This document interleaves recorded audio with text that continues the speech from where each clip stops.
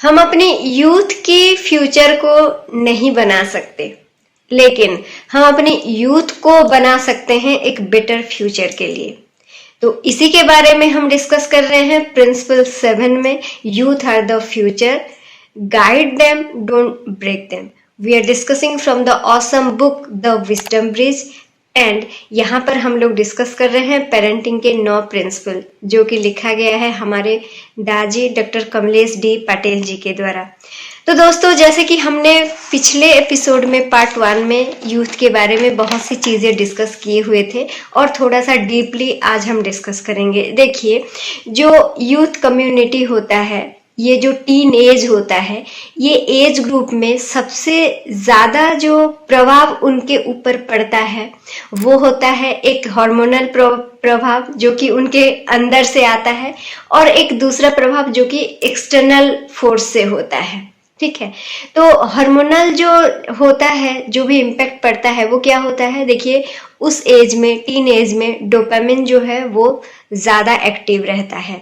ये हार्मोन का काम क्या है, ये क्या करता है, कुछ वक्त के लिए कुछ चीज़ अच्छा फील करवाता है, फिर वो डोपामिन जो है वो ड्रॉप हो जाता है। ठीक है, फॉर एग्जाम्पल, जैसे मान लीजिए आप स्मोक कर रहे हैं, ड्रिंक कर रहे हैं, या फिर ऐसे कुछ एक्टिविटी कर रहे हैं, तो क्या होता है, कुछ टाइम के लिए वो डोपामिन रिलीज होता है, तो बच्चों को वो अच्छा फील होता है, लेकिन उसके बाद क्या होता है, वो ड्रॉप हो जाता है। तो बच्चे क्या करते हैं, फिर से उस चीज को करने की कोशिश करते हैं।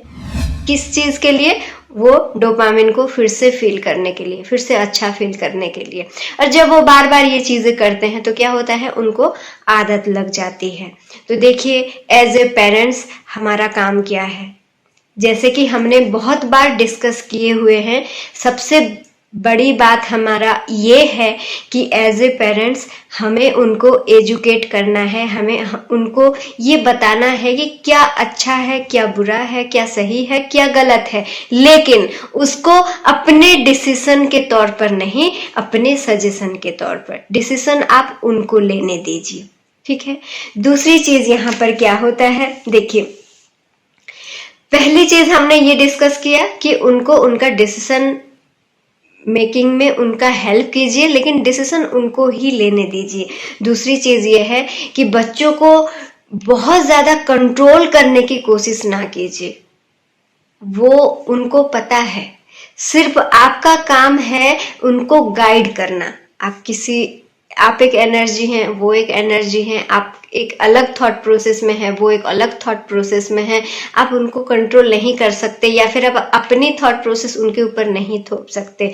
तो दूसरा चीज आपको क्या करना है, उनको कंट्रोल मत कीजिए, उनको हेल्प कीजिए डिसीजन लेने में, और चीजों को सीखने में हेल्प कीजिए। और देखिए, उनके ऊपर ट्रस्ट बिल्ड करने की कोशिश कीजिए। ठीक है, और ऐसे बहुत सारे किताबें हैं जो कि उनको गाइड करेंगे किस दिशा में उनको जाना चाहिए। तो उन किताबों को आप उनको सजेस्ट कर सकते हैं। मेडिटेशन जैसे थिंग्स आप उनको प्रैक्टिस करवा सकते हैं। ठीक है, ये हो गया जो इंटरनल चीजें जो प्रॉब्लम होती है उनके ऊपर आपको क्या क्या करना है। एक्सटर्नल चीजें क्या होती है, देखिए, सबसे जरूरी जो होता है, टीन एज के जो ग्रुप होते हैं, सबसे उनका ज्यादा इम्पैक्ट पड़ता है उनके जो फ्रेंड सर्किल होते हैं। इसको यहाँ पर बताया गया है कि जो पीयर प्रेशर इफेक्ट पड़ता है। ठीक है, यानी कि जो उनके जो सराउंडिंग है उनका जो इम्पैक्ट आपके बच्चे के ऊपर पड़ रहा है। देखिए, पीयर प्रेशर जो इफेक्ट होता है ये अच्छा या बुरा नहीं होता। ठीक है, अगर फ्रेंड, ये डिपेंड करता है उस बच्चे के ऊपर, उसके नॉलेज के ऊपर, उसकी खुद की सेल्फ एस्टीम के ऊपर ये डिपेंड करता है कि वो अपने सर्किल की जो बातें हैं उसको किस तरह से ले रहा है। ठीक है, तो इसका आप मतलब अपने बच्चों की गलतियों के लिए किसी और को दोषी मत ठहराइए, उनका इम्पैक्ट रहता है। लेकिन एज ए पेरेंट्स हम क्या कर सकते हैं, हम उनके फ्रेंड सर्किल को देख सकते हैं पहले कि किस तरह का है। अगर गलत संगत में वो पढ़ रहा है तो हम किसी तरह से इनडायरेक्टली उसको डाइवर्ट करा सकते हैं, एक अच्छी फ्रेंड सर्किल के तरफ ले जा सकते हैं। ठीक है।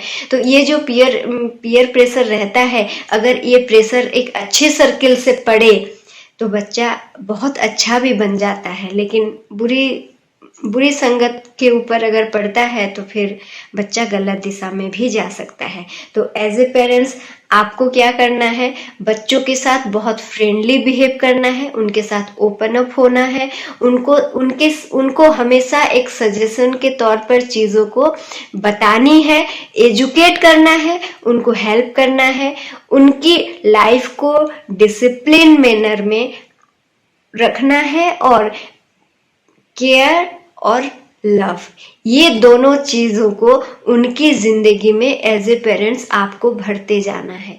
जितना ज्यादा प्यार और केयर आप उनके जिंदगी में भरेंगे, जो नेगेटिव चीजें हैं वो अपने आप छोड़ के भाग जाएगी। ठीक है। तो एज ए पेरेंट्स देखिए, सिर्फ ये जरूरी नहीं है कि हम बच्चों को एजुकेट करें, उससे पहले जरूरी ये है कि हम खुद को एजुकेट करें। तो खुद भी लर्न कीजिए, बच्चों को भी उस प्रोसेस में डालिए, और इस तरह से हम एक हेल्दी सोसाइटी बना सकते हैं। तो दोस्तों, नेक्स्ट वीडियो में हम डिस्कस करेंगे प्रिंसिपल 8। देखिए, हम किताब के अंतिम चरण पर पहुंचने आ गए और बस 2 ही प्रिंसिपल है, 8 और 9। तो प्लीज आप लोग बुक के थ्रू जरूर जाइए और किताब के थ्रू जरूर जाइए।